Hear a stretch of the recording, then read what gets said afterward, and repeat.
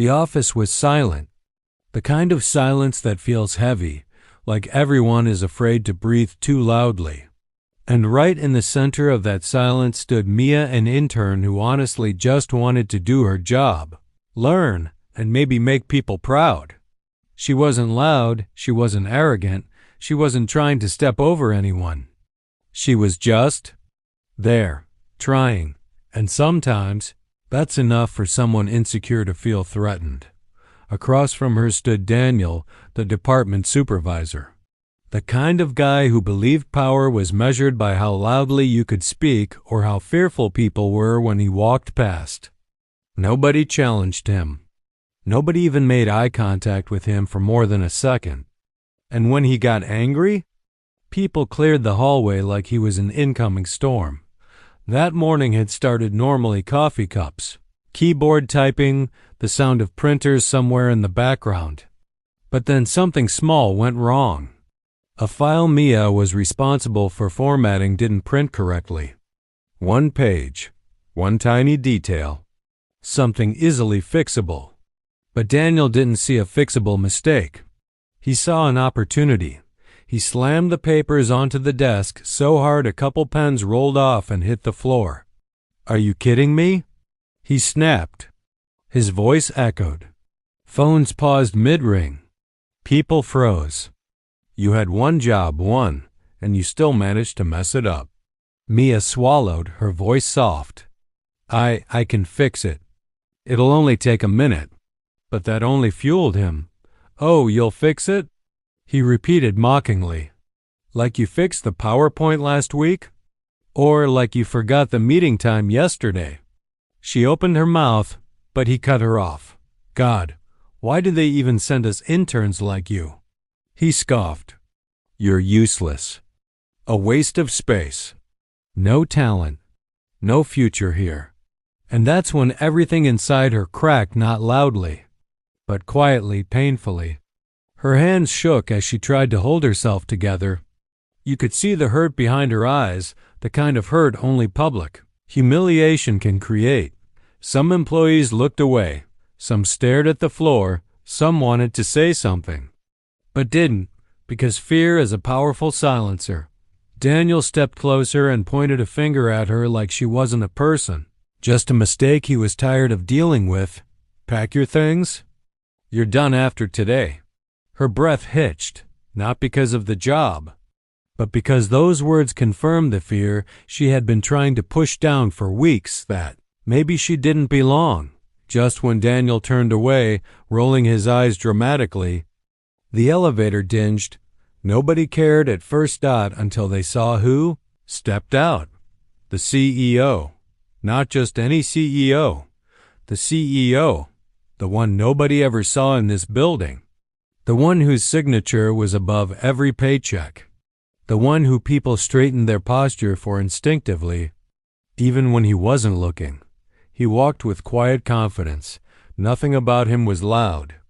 Yet everyone felt his presence like gravity. And he heard enough. "Daniel," he said calmly, but with a tone that made the room tense. "What exactly is happening here?" Daniel spun around so fast you'd think someone had hit rewind. His voice instantly changed, polished, sugar-coated, fake. "Oh, sir. I was just handling a minor issue with one of the interns."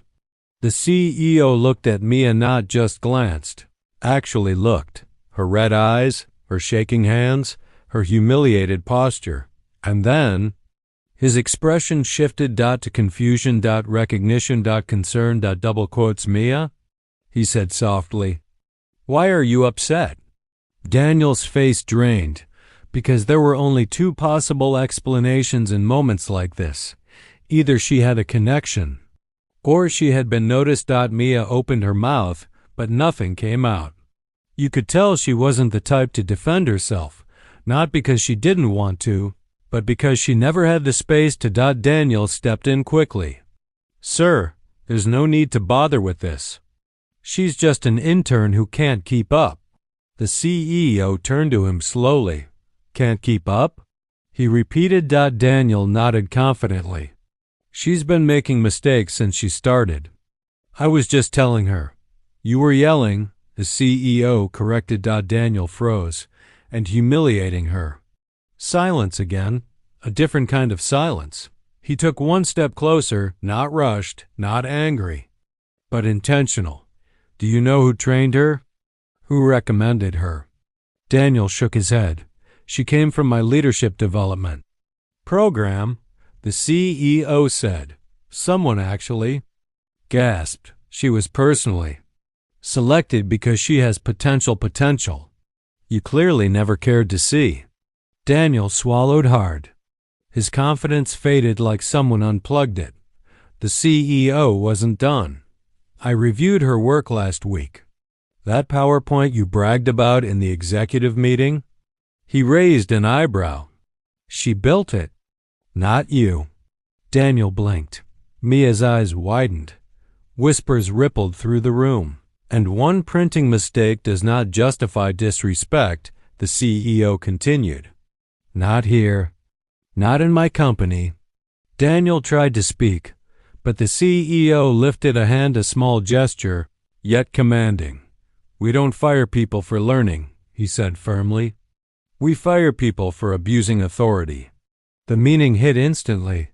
Daniel's face went pale. His voice cracked. Sir, please, No, the CEO said softly. Enough. He turned to Mia, and his voice softened like a completely different person. You're staying. And starting tomorrow, you're moving to my department. Her eyes filled, but this time, not with hurt, with relief, with validation, with pride she didn't know she was allowed to feel.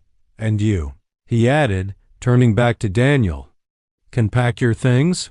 The room was breathless, not because someone lost a job, but because justice finally walked into the room. As the CEO led Mia toward the elevator, she looked back once, just long enough to see the same people who stayed silent now looking at her with something new. Respect, hope, and maybe a reminder that sometimes the loudest person in the room isn't the strongest one. The strongest one is the person who survives humiliation and walks forward anyway, because one moment can break you, but it can also reveal who you were always meant to become, and sometimes the twist you never expected becomes the moment everyone remembers.